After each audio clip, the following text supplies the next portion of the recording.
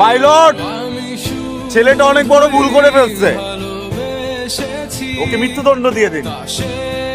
ওর থেকে 3 বছরের বড় একটা মেয়েকে ভালোবেসে ফেলছে, ওর ভালোবাসার মানুষটাকে আরেক জায়গায় দিয়ে দিন, ও আপনা আপনি মারা যাবে।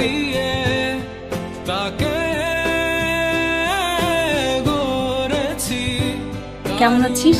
যেমন রাখছিস, তুই কেমন আছিস? তোর কি মনে হচ্ছে দেখে কেমন আছি?